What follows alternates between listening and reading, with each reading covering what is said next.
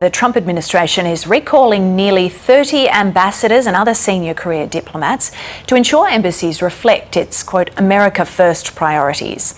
John Herbst is a former US ambassador to Ukraine and senior director of the Atlantic Council's Eurasia Centre. He joins us now from Virginia. Good morning to you, John. Thank you so much for your time today. What is President Donald Trump trying to achieve here in recalling these ambassadors and senior diplomats? Well, thanks for having me on, Joanne.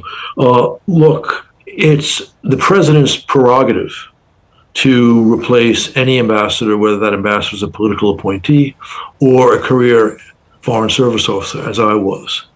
But it is unusual for him to recall as large a number of this, especially nearly a year into his term as president. But this is, while unusual, it's not necessarily surprising because he has not fully staffed up all the key positions in the State Department, and not just the State Department when you talk about the national security agencies. And what he's done is he has left important bureaus, for example, the Near East Bureau or the European Bureau, in charge of a relatively junior career official. Well, actually, in one of the cases, a relatively junior career official, not a senior official, because his team has decided that that relatively junior official is quote unquote loyal to the America First agenda, even though the history of the Foreign Service is to follow the instructions, to follow the policy of whoever the sitting president is. And I think we've seen that pretty much throughout the history of the career Foreign Service.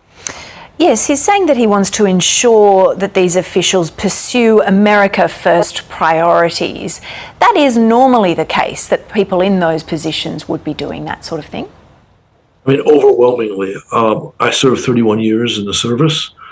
I was instilled, as were all of my colleagues in the very first days in the training courses as a new diplomat, that, the President of the United States is elected by the American people.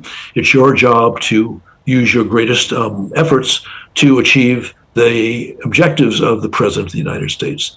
And that's pretty much what I saw in my 31 years at the State Department and since. But it is true that I think that many of my colleagues were more liberal than the average American. And so there's a certain amount of distrust, especially among Trump supporters and maybe Trump himself, regarding the career Foreign Service, although I don't think in any way would they not fulfill his policy goals. The State Department has declined to provide a list of which diplomats are being recalled. Do you have an idea of what countries we're talking about here? I've